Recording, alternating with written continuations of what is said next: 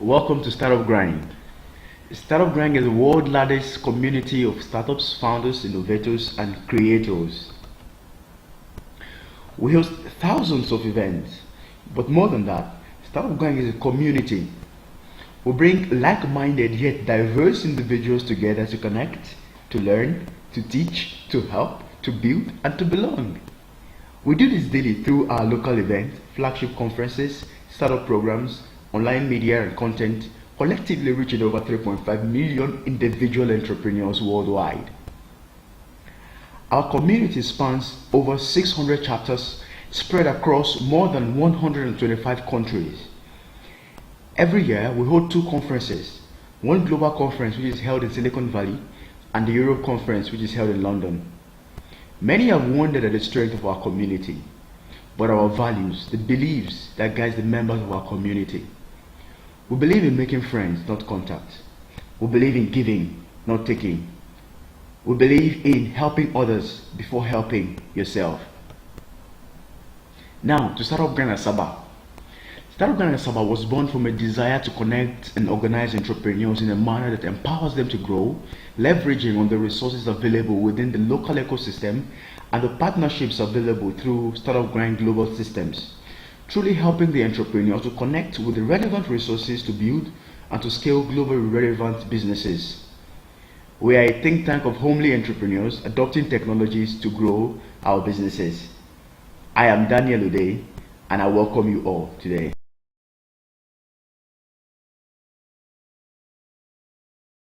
Well, I'm already inspired, Felix. That's really amazing. Wow. Oh, great. All right. So, For someone who is about 0.5% away from where he's headed, that's still a long journey. a very long one, my brother. You know, I have not ceased to be amazed at what the things you said when you came to train us in Asaba here, Felix. You were centered on what tools to adopt in the digital age and how to position ourselves. So then, the topic before us today is future ready. What are the emerging trends that are in entrepreneurship and the workplace? Okay, what are these trends? So, Felix, let's start with you. Could you please just introduce yourself and then give us your thoughts on the topic ahead of us today?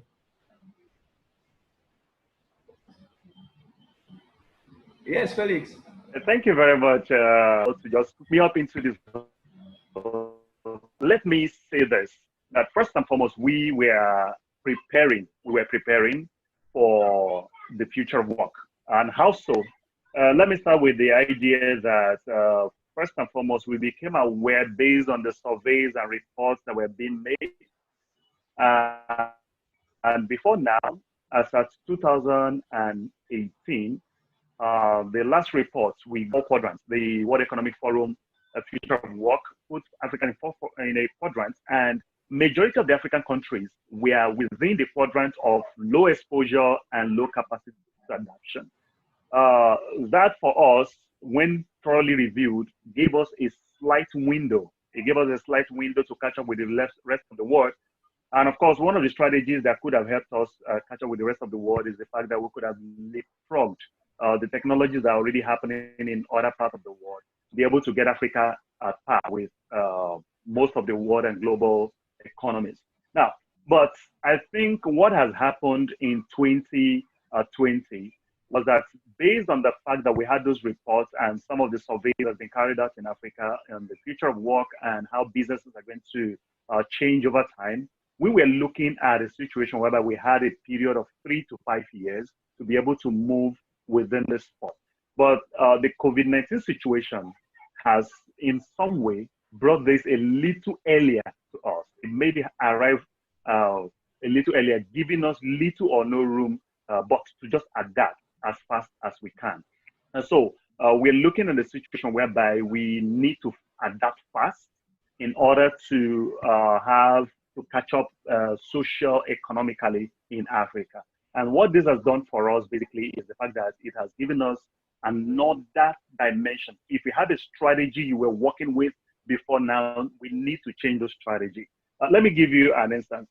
Hitestroes Technologies has been running trainings physically. So we had physical trainings, all the 5,000 plus we've been doing and all been physical. But we had a set of trainings lined up for this period. And what happened is the fact that since we know we can no longer do them because of the lockdown and all of that, and people need to still learn how to leverage, we have to change our strategy within a period of 1 month. So within 1 month, we've been able to move every of the physical trainings we've had up onto online. So we are leveraging technologies to still reach out to these people with the same quality of training. And let's not forget the fact that we're all learning in the process. So basically what we've been succeeding in doing is to change our strategy from the physical training we usually have to the online training. And some of the trend that has been shaping the business and the global work, let's look at what is happening here, right, within us now. I am in Port Harcourt, Nigeria. Daniel is in Asaba. We have Modou all the way from Gambia, and the rest of the people. What has happened is that we have adopted technology in order to still advance our businesses and work. Yesterday, I was in a marathon training with Facebook and Shillis Africa, and every of those things, I spent almost the entire day doing this training, and it felt as if it was physical, like the values were still being there. So collaboration, change in demography, we're going to be having more of the millennials and the Gen Z, as we call them, coming into the workspace. This is a huge one. It is something we need to really be very, very wary of. Not in a bad way, but in such a way that we can leverage that particular demography to the benefit of the business, to the benefit of the work. We need to understand how they work and how they adapt technology. These guys know technology. And let's not also forget that we already have an older generation that have been in the work space that needs to be retooled, reskilled to meet up with it. So we may have a situation whereby we'll have a kind of a reverse mentoring where these new millennials are stepping into the business and probably, I don't know, let me paint this scenario. I'll always make a joke and tell people that my mom is loyal to me, especially when I'm teaching her how to use the phone. Like she will practically, I can send her to go and get me hot water in the fridge, and she will gladly go to the fridge to get me hot water. And so we may have that situation in the workplace going forward where people would have to probably resort to reverse mentoring and all that. So some of the trends that are going to change is that we're going to start having a more globalized workforce. We're going to have people adapting the gig economy much more. Like there's going to be this drive towards work-life fit. So people are going to be considering their work based on how it fits their life and work much more than just the benefits and the wages. So I think Modou and I had an early and a very interesting discussion earlier today. So I think I will leave him to do that. All right, thank you very much, Felix, for the amazing exposition. You've mentioned adoption and adaptation as one of the key things that can help us become sustainable in these emerging trends. Although, as a startup ecosystem builder, how do you see entrepreneurs adopting and adapting those strategies to build businesses, to scale businesses within the emerging trends in entrepreneurship? So basically, I would just want to say that, I mean, Felix has actually touched on the base of the millennials and actually how we would be adopting at the moment in terms of, I mean, they always say Silicon Valley is the envy of entrepreneurs. So I think it's a time for, you know, we've seen it in the giants, you know, the Twitter boss announcing that, you know, there would be a switch in terms of in his employees working actually from home. That's actually telling you that most of the work that we've been used to, you know, going to the office, you know, having to use, you know, some of the tools that we have is actually changing. Why? Because we have a current situation like Corona telling us that, hey, we should have revisited or we should have actually looked at some of the uncertainties that could hit the world. We've also seen some of the world economic leaders predicted actually, you know, pandemics where we could have actually prepared ourselves. So we've seen emerging trends. So when you look at the topic, we've seen emerging trends in terms of technology, in terms of artificial intelligence being boosted, cybersecurity. We have seen Zoom being hacked a lot. We've seen the upgrade in terms of them ensuring that cybersecurity is, you know, improved. So the idea is now how does entrepreneurs, as an ecosystem builder, how does entrepreneurs now understand how to pivot themselves during this period, because now all the work is changing. Yeah. So the most important word at the moment for most ecosystem builders and for most entrepreneurs is how do we survive. But how do we survive with existing tools and technologies that are actually around? So I think it's more of about resorting to what's doable at the moment. Even though we have existing technologies that has actually cost us for the past few years to adapt, but now I think it's more of about now what suits me best. So this has been the trend, irrespective of whether you are in Nigeria, whether you are in Ghana, whether you're in Gambia. When the AMI released the entrepreneurship survey yesterday, we've seen 85% of African startups being very much uncertain about their profit margins. I mean, this is a global hit. Even venture capitalists are not investing like before. Wow. Because most of them are currently studying the global trends. Most of them are protecting their reserves. I think it's more of about how do we get to see the most important technologies like e-commerce,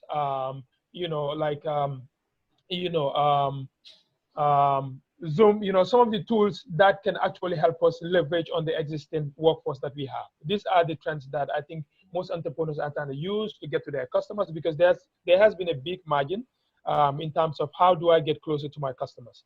Yes.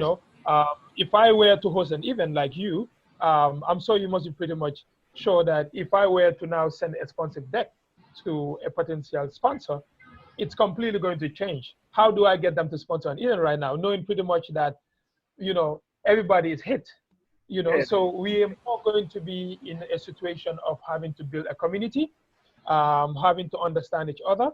How do we leverage on supporting each other during this time? I think this is more of about the focus, because Silicon Valley has changed and everybody is on the wary, on the lookout of each other. And how do we build each other at the moment? So this is currently the situation. Yeah. Wow, amazing insight, Modou. Thank you so much. Amazing insight.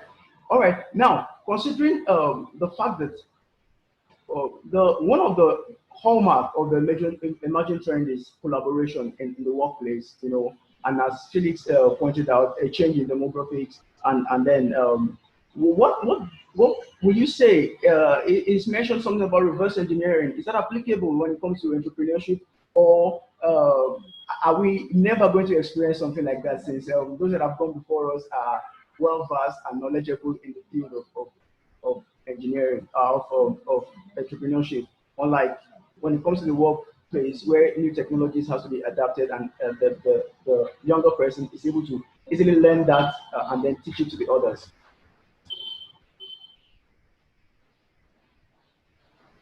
Okay, yeah, I'm with you. Okay, what I would say in that this is, okay, look at it from this angle. One of the things that's really changed over time is that before now, we had what we call it, a kind of all of the decision making goes back to the man at the echelon, like the managing administrators. So, but now that has changed drastically onto decision making being done even at the front end, like the front garage. Take the financial institution, for instance, the bank. Let me buttress this with a story. So I walked into a bank and this guy just came in and then started shouting. We didn't know what happened. He just started shouting, like, I am closing my account today. There's nothing anybody's going to tell me that I'm going to listen to. So he was obviously very pissed off. So all of us became concerned. And then the operation manager walked out and asked the man what happened. He said they didn't send me a message on my birthday. So we were like, whoa. So what she did at that point was she just excused everybody in the bank and said, please just give me a moment, and spoke to her staff and said, please, can you people do me a favor? Everybody bring out your phone. And everybody brought out their phone. I included, I brought out my phone. And he said, can you just call your number? And the man was calling the number. People were dialing the number. And he said, please type a birthday text message and send to everybody type a birthday text message and send to the man. So people typed the text messages and they sent. In a few seconds, the man's phone was just beeping and everybody just burst into laugh. Wow. We were all laughing, including the man. And then the lady asked him, will you still close your account? And he said no. right? And then he said, okay, please, and spoke to the customer care, said, please include his number on the database so he gets birthday message. For me, it sounded crazy because I didn't even know men celebrate birthdays, by the way. But the fun part of it is that the financial institution has found a way to reduce decision making all the way from the top echelon. So they are not making it vertical anymore. They are now making it a bit horizontal. So the guys at the front line are also making the decision. So imagine something that happened within that split time that they had to go back to go and talk to probably, what do you call it, the top guys and all that. Imagine what could have happened. That guy would have succeeded in getting everybody in the business there angry because everybody was already obviously angry at the time. Yes. So the reverse engineering will work in the sense that somebody who already has the means, like the millennials who already know these technologies, just because they are just new entrants into the business, and then we have this older generation that are already in the business that probably do not know much about them. They also need to rely on the younger generation to be able to teach them. I mean, that's what I would do. The first thing I would do is, in my own organization, basically, let me give an instance. In my own organization, the way we structured it is such a way that if you notice in my title, it is managing partner. So everybody in the organization is a partner. We give everybody the same structure, work as a partner, own the business. So all I do is managing partners. So it's as simple as that. So we understand that hybrid leadership is one of the things that are going to actually bring these businesses to pass. So every single person in the business becomes viable. So reverse engineering, reverse mentoring, and of course, the usual on-the-job mentoring are also going to be very valuable for every entrepreneurship and even the workspace itself. Wow, amazing. Thank you so much, Felix. Modou, what are your thoughts on that? I mean, I'm just going to add on, I mean, what Felix said. I think one of the traits that we're looking at the moment is those that are actually enhancing the psychological adjustment at the moment. Because a lot of the new innovations that have come is actually at the stalemate right now. And, you know, the adjustment is actually requiring also a psychological trend, because we are not only dealing with, an epidemic, but we're also dealing with a whole lot of mental issues in workplace. Okay. So it has caused a lot of CEOs to go back to the drawing board and actually look at now, instead of actually, how do we streamline some of the work process that have actually been there for a long? How do we make this flexible for entrepreneurs? How do we make this flexible for the people that are working with us? And, as Felix said, now everybody is a stakeholder. Before you would see the decisions coming from up, down, but now everybody has to own the process of ensuring that the firm survive. And I feel like this is more or less like the direction of where work is about. You need to build your team. You need to have the persuasion skills, the people focus, the originality of also what you want to achieve.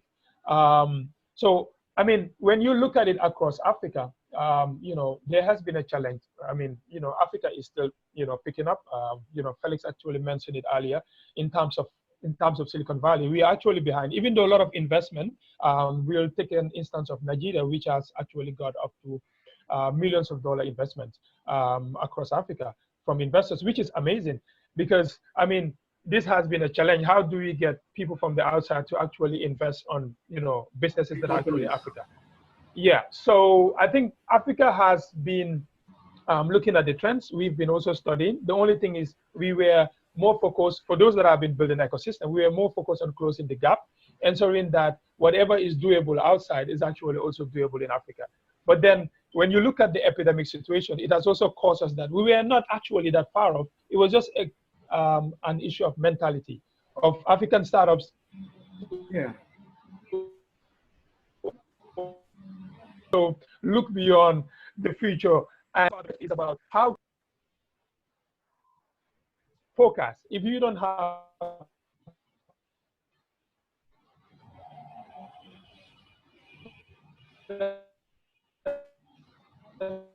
before, you need to get it now, because more African entrepreneurs. You can see Zoom knowing pretty much that if they don't upgrade, because cybersecurity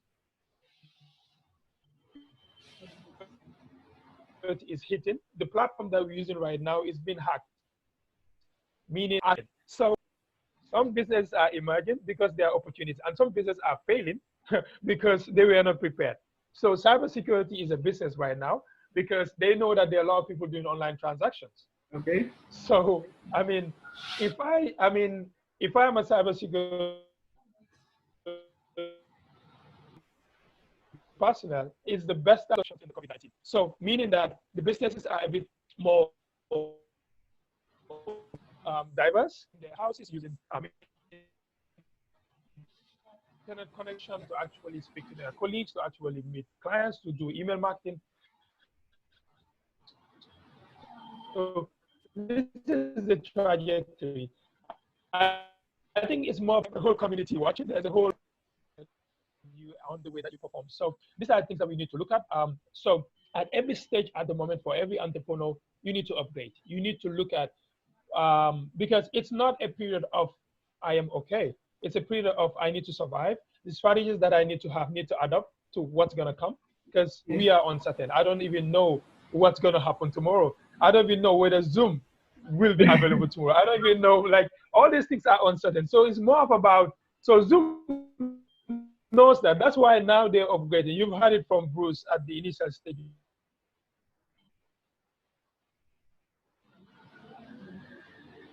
Before we join in that Zoom is actually up. Pretty much just cybersecurity is going to hit them. It was going to cause a massive backdrop for their, prominent because they're the one dominating right now in terms of video conferencing. We've seen Facebook upgrading as well.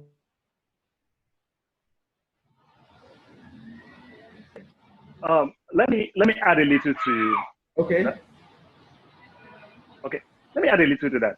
Now, if we look at the numbers, which is one of the reasons why we started out a campaign on the future of work. Personally, I focused on that particular campaign. My projection and the projection of the surveys and all of the reports we've seen so far was giving Africa a little lag. We had what was assumed to 5 years for all of this to happen. It wasn't a case of we are not aware. We were aware. We knew this was going to happen. Okay, let me give an instance. One of the lessons we saw was that we knew, based on reports and surveys, that all activities in certain African countries. Let me give a few numbers to it.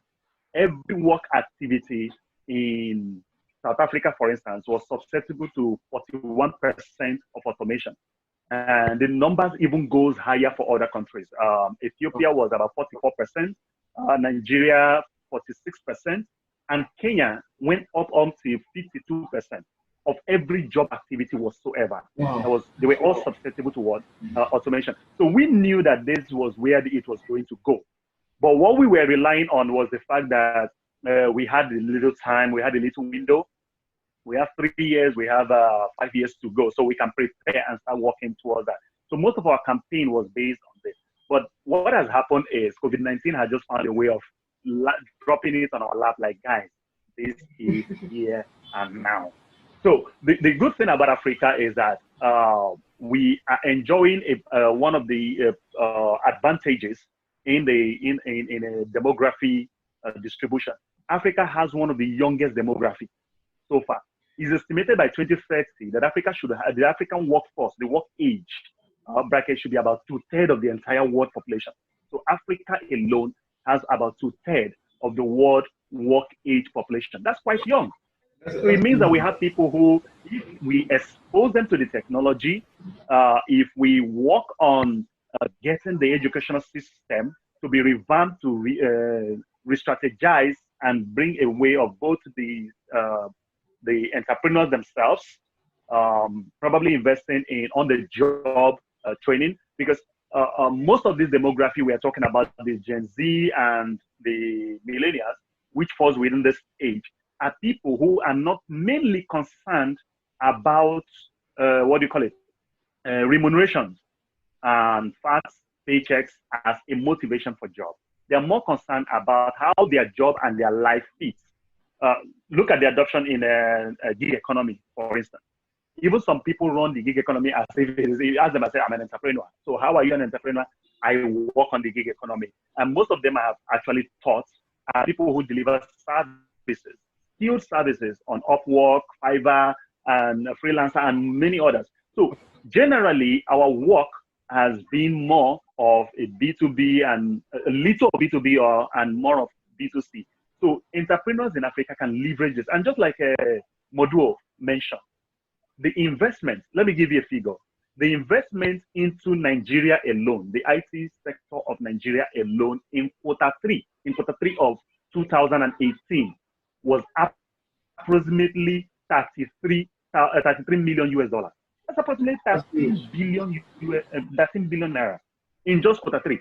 And that is even half of what came in quarter two of the same year, and even far less than what came in quarter one. So it was estimated that over 160 million US dollars came into Nigeria's IT sector alone. And that sector, the most of the investment went to financial sector. So if you look at these figures, you know that one, Africa has what it takes to survive. But just like Modou will always say, the thing is, how do we adapt this technology to the huge human resources? How do we reskill them? How do we retrain them? How do we adapt them to what we currently unprecedented? Yes, thank you very much. So I'm just gonna add before you go, Daniel. I don't know. Can you hear me? Yes, so basically, we have seen the emergence of two terms: essential workers and non-essential workers. So we're talking about emerging digital trends in workplace. I think this has been a perfect time for us to choose our careers wisely on what exactly we're going to get ourselves involved in. I think when you look at product market fit, is actually playing right now. Some of the jobs that we didn't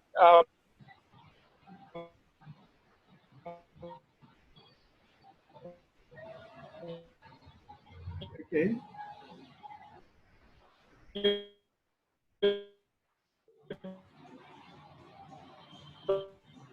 think that they're going to dominate right now are the ones that you actually. Can you hear me? Yes, I can hear you, but there was a network glitch a while ago. So please repeat yourself. So basically, what I'm trying to say is entrepreneurs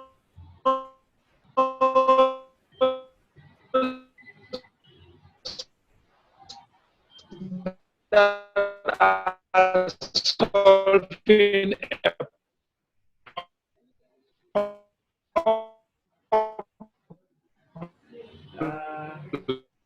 all right, the connectivity seems to be bad at the end, Modou. Felix, are you there? Now, can you hear me? Okay, all right. Can you speak again, please? Thank you. Yeah, so what I was saying was, now we have seen, the network is bad. All right. Can you hear me? Again. Hello, can you hear me? Yes, I can hear you, Modou. Yeah, so what I'm saying is, now it's the time for African startups to work on products that are actually solving problems. Wow. Now we have seen cleaners. We have seen cleaners, those that were really on the lower value chain of organizations, being more relevant right now. Even the managers are not essential. So whatever job that whatever skill that you have, whether it's a soft skill or hard skill, it should be related to something that's disrupting. So if I'm innovating right now, or I'm an entrepreneur right now, wherever I might find myself in Africa, and those that are actually reinventing the wheel are the ones that are looking at pandemic is here. Now we need solutions. Why are we having all call for proposals across Africa? Why are startups being challenged to bring their solution? That is telling you that entrepreneurs have shifted from the model of just joining business, but the model of actually having product market fit and solving problems in Africa. And I feel like this is the direction that all startups in Africa need to look at if you want to survive, the current tragedy that we're actually in right now. Exactly. I totally agree with you on that. Felix, okay, it's a good thing that you mentioned the demographic advantage of Africa. But Modou, may I come to you? Yes, Africa has witnessed an increase in investment inflow into the continent. But the question now is, okay, how is the impact being felt, and how can entrepreneurs position themselves to achieve success when it comes to startup volume and the rest of starting up a business in Africa?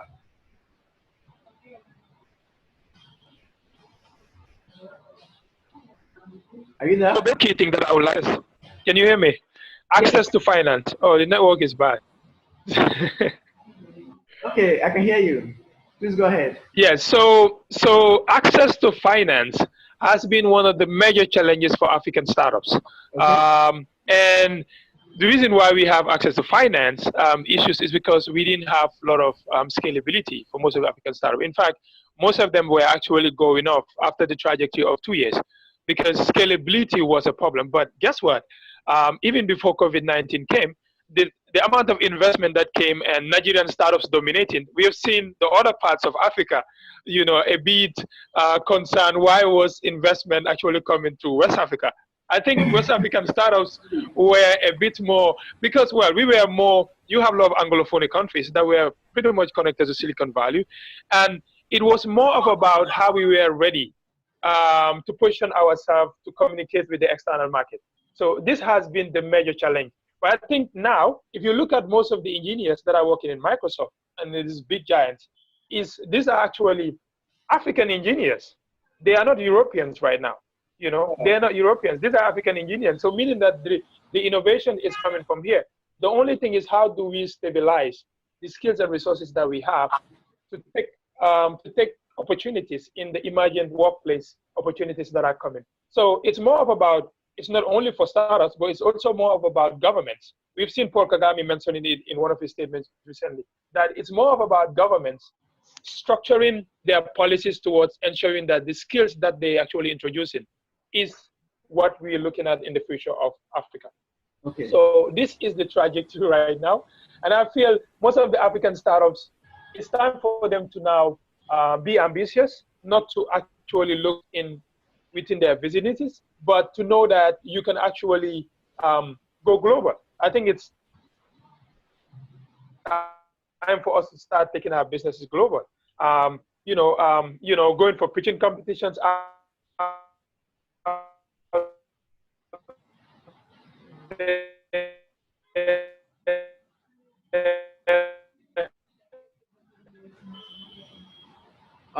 All right. Testing our product market. Okay. All right. Thanks, Modou. Felix, Modou brought in an amazing tangent about the government involvement in this. Based on your perspective, what do you have to say in that line as to creating the enabling environment for individuals and entrepreneurs to be able to access the resources that they need? Felix.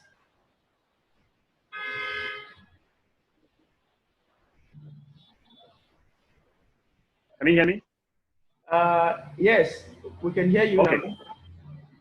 All right. So the Italian environment, there's a mistake we usually make around, and I have been trying to change that paradigm. I've been trying to, talk to business people, especially for those who attend my business class. One of the things I tell them, I say, we always wait for government to give us an enabling policy and enabling ground. Even some people even go as far as waiting for government to fund them. Now, one of the things I teach in my business classes, I ask a question. I said, okay, I think two scenarios. We have a guy. I say I come to you and I tell you, I have a business idea, and this business idea is going to generate 20 million naira. So what I need is 5 million naira from you. I will do the business and I will give you 10 million in 2 months. That's one guy. Then the second guy comes to you and said, I have a product I have already tested. Okay, I bootstrap my business. I've been able to test the product. It's 5 people have bought it, and all the 5 people said they know their friends will buy it. And they have a connection to their friends that have up to 2,000 people. So the potential is there. And I come to you and said, okay, If I sell the 2,000 at 5,000, I'm going to make 2 million. So I need 1.5 million to scale, and I need 1.5 million loan from you to scale the business. So what I'm going to do is in the next 6 months, as my market grows, I'm going to pay you 500,000 per month for the next 6 months. And when you look at it, 500 per month for the next 6 months is about 3 million, right? So the question now is, who would you fund? I don't get it. Right. And most times I get the feedback. People tell me, okay, I will fund you if you show me a product you've already be able to put, and then show me people who are willing to pay for the product. So it means that however we want to look at it, for us to be able to assess the funding, just like Modou mentioned, is that the West African part, or rather, some of the people who got the funding more were people who possibly bootstrapped or found a way around getting their product to the market and established a clear line of traction. They've been able to demonstrate it. Look at every single business that got funding in Nigeria, like the report I was talking about. Every single business, every one of them have demonstrated a clear line of traction. Whether it be finance or any other, they have all demonstrated a clear line of traction. They have shown that they have a market that and a business product that people are already looking for and paying for. So people want to fund this kind of business. You and I can agree to that. So now let's come to policies that could work. Governments could make policies. Now, what happens to you and I? When we take these policies, we try to create something. That is why we need more than ever the private-public partnership to be functional. So government should focus on more of getting the private-public partnership to be functional, much more than just giving the policies and giving the direction. So one of the problems we have, let me take my country for instance, is that most times we have people in government trying to not just only give out the policies, they also try to create the funding. It shouldn't be so. Now, let me come back to the work part of it. You realize that most of the business people are the ones who will tell you, like the businesses, the entrepreneurs, the businesses are the ones to tell you, okay, this is exactly what I need as a skill. This is the kind of skill we need to scale our business. Most government and academic institutions don't even know that these skills have evolved. So you as a business, that's why you see most businesses are now beginning to create this, retooling, reskilling, and on-the-job training for the people. So I think there needs to be a synergy between the public enterprises and the government coming together to create that policy and drive it as a complete sector. That's what I think. Thank you very much, Felix. Amazing. Modou, just like a way of wrapping up, do you have anything to add to that, please?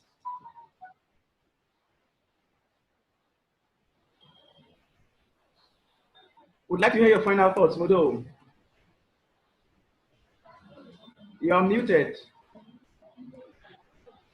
Hello, can you hear me? Yes, I can hear you now.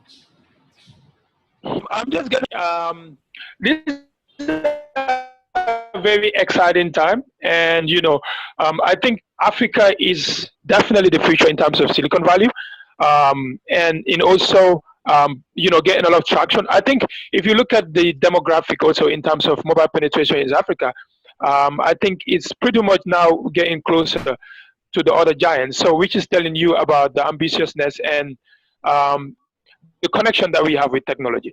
I think now it's more of about how do we enhance and ensure that some of the new emerging technologies that are actually around is compatible and we know how to run it. I think it's more of about that. Now, the things that we used to look out for in the West should be done pretty much by Africans. I mean, we have engineers that actually building customized APIs for payment gateway. You look at most of the payment systems now in Africa is done by young Africans. Yes. That's pretty much amazing. Now you can connect with PayPal using a customized API. How fascinating could that be, to come from Africa? So, and all of these things are emerging technologies that are actually being rolled out across the world, but Africa has adopted. When you look at, it's hard. Payment system is one of the new emerging technologies. But if you look at the dominance with PayPal, with Slack, with all these mediums, we were not connecting. It's even hard to receive a payment when you have an e-commerce business. Yes. So, all of these businesses are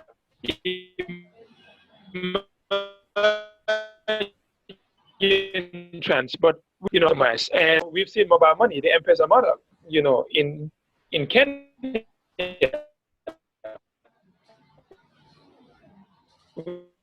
which is quite fascinating. Why do a moment? Now, instead of going to the bank, you want to sit there in your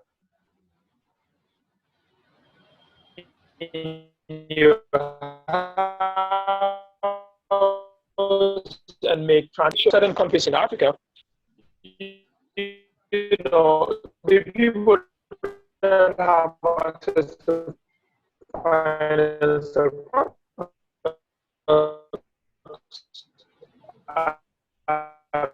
very technologies, for those who were on the elementary traditional startup.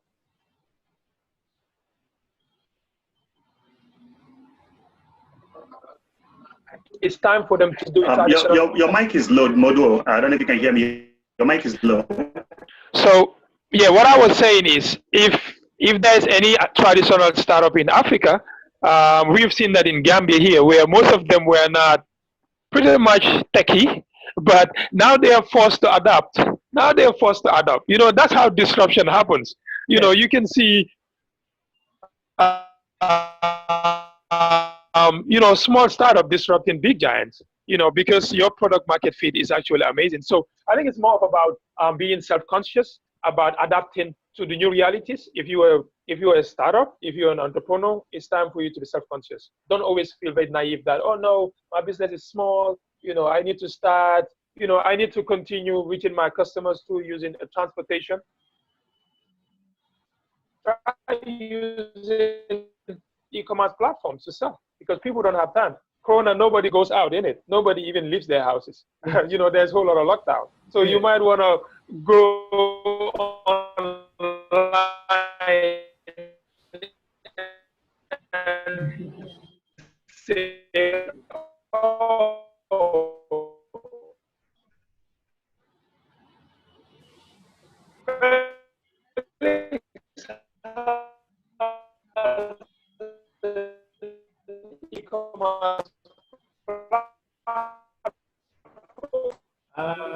Modou, your network is breaking out. Just start to it.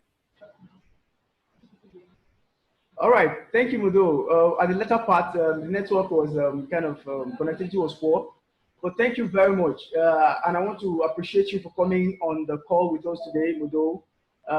Felix, thank you so much for your time. Thank you for making the time to be with us on the call today. And thank you everyone for joining us. From us here at Startup Going Asaba, it is goodbye. Thank you very much. Thank you. All right, thank you. Thank you. It was a great pleasure. It was a great pleasure. Thank you very much for everyone. Thank you. It was a pleasure. And see